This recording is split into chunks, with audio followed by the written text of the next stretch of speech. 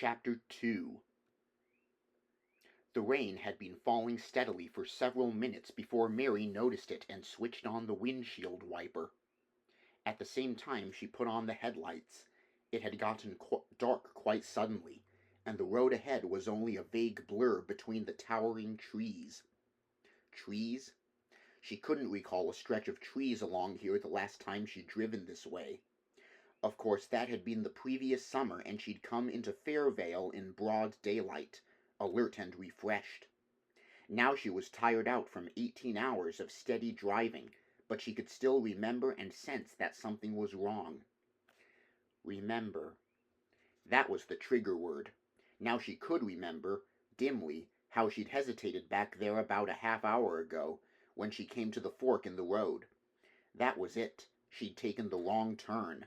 And now here she was, God knows where, with this rain coming down and everything pitch black outside. Get a grip on yourself now. You can't afford to be panicky. The worst part of it was over.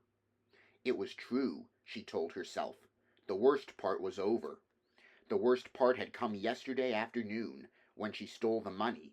She had been standing in Mr. Lowery's office when old Tommy Cassidy hauled out that big green bundle of bills and put them down on the desk. 36 Federal Reserve notes bearing the picture of the fat man who looked like a wholesale grocer, and 8 more carrying the face of the man who looked like an undertaker. But the wholesale grocer was Grover Cleveland, and the undertaker was William McKinley. And 36 thousands and 8 500s added up to $40,000. Tommy Cassidy had put them down just like that, fanning them casually as he announced he was closing the deal and buying a house as his daughter's wedding present. Mr. Lowery pretended to be just as casual as he went through the business of signing the final papers. But after old Tommy Cassidy went away, Mr. Lowery got a little bit excited. He scooped up the money, put it into a big brown manila number 10 envelope, and sealed the flap. Mary noticed how his hands were trembling. "Here," he said, handing her the money. "Take it over to the bank. It's almost 4 o'clock, but I'm sure Gilbert will let you make a deposit." He paused, staring at her. "What's the matter, Miss Crane? Don't you feel well?" Maybe he had noticed the way her hands trembled, now that she was holding the envelope, but it didn't matter. She knew what she was going to say, even though she was surprised when she found herself actually saying it. "I seem to have one of my headaches, Mr. Lowery. As a matter of fact, I was just going to ask if it was all right if I took the rest of the afternoon off. We're all caught up on the mail, and we can't make out the rest of the forms on this deal until Monday." Mr. Lowery smiled at her. He was in good humor, and why shouldn't he be?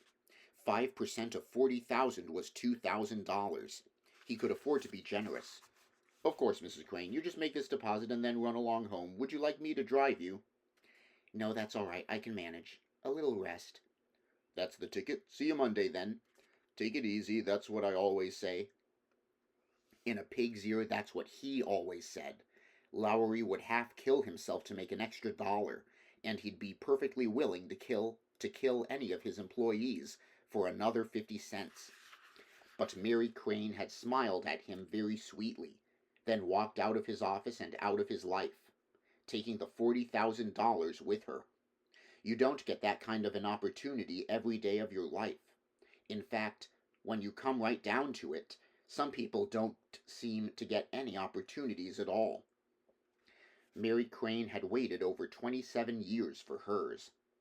The opportunity to go on to college had vanished at 17 when Daddy was hit by a car. Mary went to business school for a year instead, and then settled down to support Mom and her kid sister, Lila. The opportunity to marry disappeared at 22 when Dale Belter was called up to serve his hitch in the Army. Pretty soon he was stationed in Hawaii, and before long he began mentioning this girl in his letters, and then the letters stopped coming. When she finally got the wedding announcement, she didn't care anymore. Besides, Mom was pretty sick by then. It took her 3 years to die, while Lila was off at school. Mary had insisted she go to college, come what may, but that left her carrying the whole load. between holding down a job at the Lowry agency all day and sitting up with Mom half the night. There wasn't time for anything else. Not even time to note the passing of time. But when Mom had the final stroke, there was the business of the funeral, and Lila coming back from school and trying to find a job, and all at once there was Mary Crane looking at herself in the big mirror and seeing this drawn, contorted face peering back at her. She'd thrown something at the mirror, and then the mirror broke into 1,000 pieces, and she knew that wasn't all. She was breaking into 1,000 pieces, too. Lila had been wonderful, and even Mr. Lowry helped out by seeing to it that the house was sold right away. By the time the estate was settled, they had about $2,000 in cash left over. Lila got a job in a record shop downtown, and they moved into a small apartment together. "Now you're going to take a vacation," Lila told her. "A real vacation. No, don't argue about it. You've kept this family going for 8 years, and it's about time you had a rest. I want you to take a trip. A cruise, maybe." So Mary took the SS Caledonia, and after a week or so in Caribbean waters, the drawn, contorted face had disappeared from the mirror of her stateroom. She looked like a young girl again. Well, certainly not a day over 22, she told herself, and, what was more important still, a young girl in love. It wasn't the wild, surging thing it had been when she met Dale Belter. It wasn't even the usual stereotype of moonlight on the water generally associated with a tropical cruise. Sam Loomis was a good 10 years older than Dale Belter had been, and pretty much on the quiet side, but she loved him. It looked like the first real opportunity of all, until Sam explained a few things. "I'm really sailing under false pretenses, you might say," he told her. "There's this hardware store, you see." Then the story came out. There was this hardware store in a little town called Fairvale, up north. Sam had worked there for his father, with the understanding that he'd inherit the business. A year ago his father had died, and the accountants had told him the bad news. Sam inherited the business, all right, plus about $20,000 in debts. The building was mortgaged, the inventory was mortgaged, and even the insurance had been mortgaged. Sam's father had never told him about his little side investments in the market, or the racetrack. But there it was. There were only two choices, go into bankruptcy or try and work off the obligations. Sam Loomis chose the latter course. "It's a good business," he explained. "I'll never make a fortune, but with any kind of decent management, there's a steady $8,000 or $10,000 a year to be made. And if I can work up a decent line of farm machinery, maybe even more. Got over $4,000 paid off already. I figure another couple of years and I'll be clear."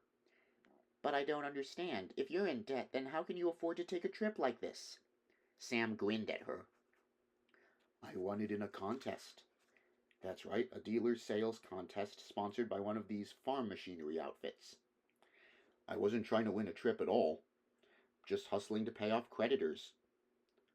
But they notified me I'd copped first prize in my territory. I tried to settle for a cash deal instead, but they wouldn't go for it. Trip or nothing. Well, this is a slack month, and I've got an honest clerk working for me. I figured I might as well take a free vacation, so here I am. And here you are." He grinned, then sighed. "I wish it was our honeymoon." "Sam, why couldn't it be? I mean—" But he sighed again and shook his head. "We'll have to wait. It may take 2-3 years before everything is paid off." "I don't want to wait. I don't care about the money. I could quit my job, work in your store." "And sleep in it the way I do." He managed a grin again, but it was no more cheerful than the sigh. "That's right, rigged up a place for myself in the back room. I'm living on baked beans most of the time. Folks say I'm tighter than the town banker." "But what's the point?" Mary asked. "I mean, if you live decently, it would only take a year or so longer to pay off what you owe. And meanwhile, I have to live in Fairvale. It's a nice town, but a small one." Everybody knows everybody else's business. As long as I'm in there pitching, I've got their respect. They go out of their way to trade with me. They all know the situation and appreciate I'm trying to do my best. Dad has a good reputation, in spite of the way things turned out. I want to keep that for myself and for the business, and for us in the future. Now that's more important than ever, don't you see? The future. Mary sighed. 2 or 3 years, you said. I'm sorry, but when we get married, I want us to have a decent home, nice things. That costs money. At least you need credit. As it is, I'm stretching payments with suppliers all down the line. They'll play ball as long as they know everything I make goes toward paying off what I owe them. It isn't easy and it isn't pleasant. But I know what I want and I can't settle for less, so you'll just have to be patient, darling. So she was patient, but not until she learned that no amount of further persuasion, verbal or physical, would sway him. There the situation stood where the cruise ended. And there it had remained for well over a year. Mary had driven up to visit him last summer. She saw the town, the store, the fresh figures in the ledger which showed that Sam had paid off an additional $5,000. Only 11,000 to go, he told her proudly. Another 2 years, maybe even less. 2 years. In 2 years, she'd be 29. She couldn't afford to pull a bluff, stage a scene and walk out on him like some young girl of 20. She knew there wouldn't be many more Sam Loomises in her life. So she smiled and nodded and went back home to the Lowry agency. She went back to the Lowry agency and watched old man Lowry take his steady 5% on every sale he made. She watched him buy up shaky mortgages and foreclose, watched him make quick, cunning, cutthroat cash offers to desperate sellers, and then turn around and take a fat profit on a fast, easy resale. People were always buying, always selling. All Lowry did was stand in the middle, extracting a percentage from both parties just for bringing buyer and seller together. He performed no other real service to justify his existence. And yet he was rich. It wouldn't take him 2 years to sweat out an $11,000 debt. He could sometimes make as much in 2 months. Mary hated him, and she hated a lot of buyers and sellers he did business with, because they were rich too. This Tommy Cassidy was one of the worst. A big operator, loaded with money from oil leases. He didn't have to turn a hand, but he was always dabbling in real estate, sniffing the scent of somebody's fear or want, bidding low or selling high, alert to every possibility of squeezing out an extra dollar in rentals or income. He thought nothing of laying down $40,000 in cash to buy his daughter a home for a wedding present, any more than he thought anything about laying down a $100 bill on Mary Crane's desk one afternoon about 6 months ago, and suggesting she take a little trip with him down to Dallas for the weekend. It had all been done so quickly, and with such a bland and casual smirk, that she didn't have time to get angry. Then Mr. Lowry came in, and the matter ended. She'd never told Cassidy off, in public or in private, and he never repeated the offer. But she didn't forget. She couldn't forget the wet-lipped smile on his fat old face. And she never forgot that this world belonged to the Tommy Cassidys. They owned the property and they set the prices. $40,000 to a daughter for a wedding gift. $100 tossed carelessly on a desk for 3 days' rental privileges of the body of Mary Crane. So I took the $40,000. That's the way the old gag went, but this hadn't been a gag. She did take the money, and subconsciously she must have been daydreaming about just such an opportunity for a long, long time. Because now everything seemed to fall into place, as though part of a preconceived plan. It was Friday afternoon. The banks would be closed tomorrow, and that meant Lowry wouldn't get around to checking on her activities until Monday, when she didn't show up at the office. Better still, Lila had departed, early in the morning, for Dallas. She did all the buying for the record shop now, and she wouldn't be back until Monday either. Mary drove right to the apartment and packed. Not everything, just her best clothes in the suitcase and the small overnight bag.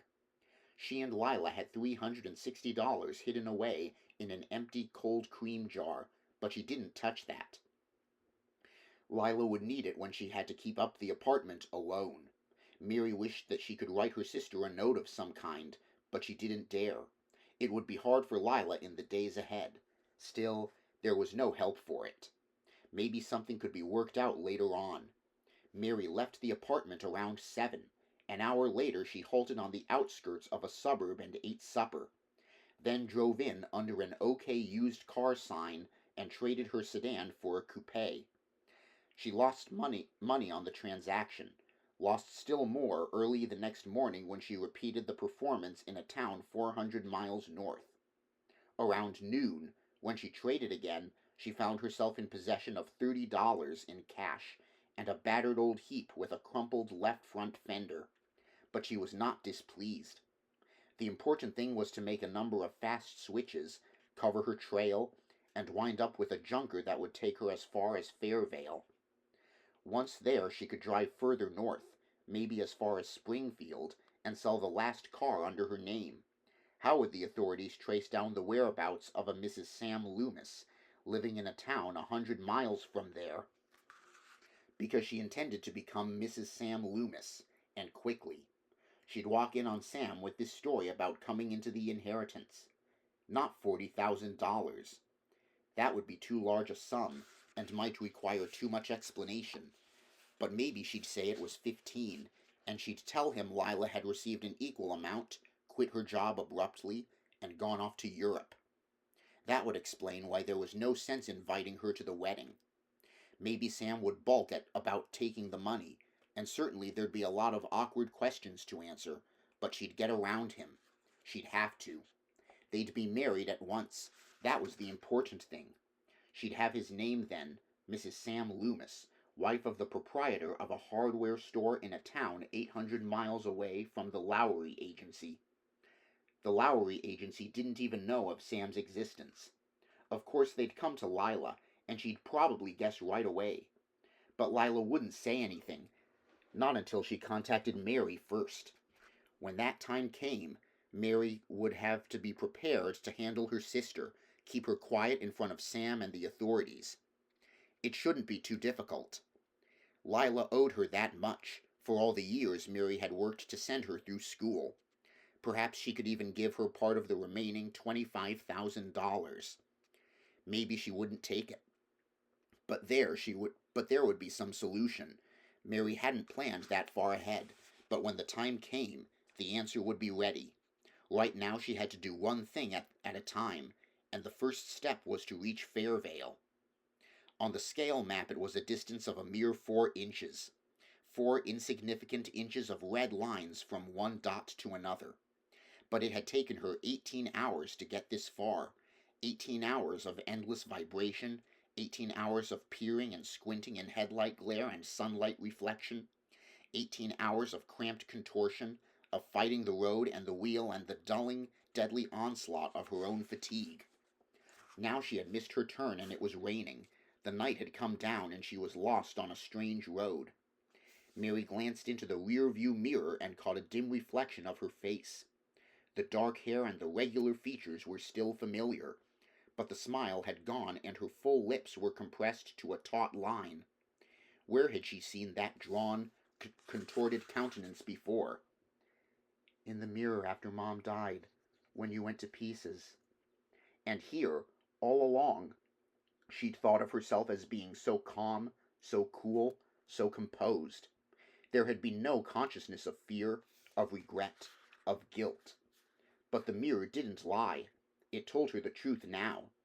It told her, wordlessly, to stop. You can't stumble into Sam's arms looking like this, coming out of the night with your face and clothing giving away the story of hasty flight. Sure, your story is that you wanted to surprise him with the good news, but you'll have to look as though you're so happy you couldn't wait. The thing to do was to stay over somewhere tonight, get a decent rest, and arrive in Fairvale tomorrow morning, alert and refreshed. If she turned around and drove back to the place where she made the wrong turnoff, she'd hit the main highway again. Then she could find a motel. Mary nodded to herself, resisting the impulse to close her eyes, and then jerked erect, scanning the side of the road through the blur of rain-swept darkness. That's when she saw the sign, set beside the driveway, which led to the small building off on the side. Motel. Vacancy. The sign was unlit, but maybe they'd forgotten to switch it on, just as she'd forgotten to put on her headlights when the night suddenly descended.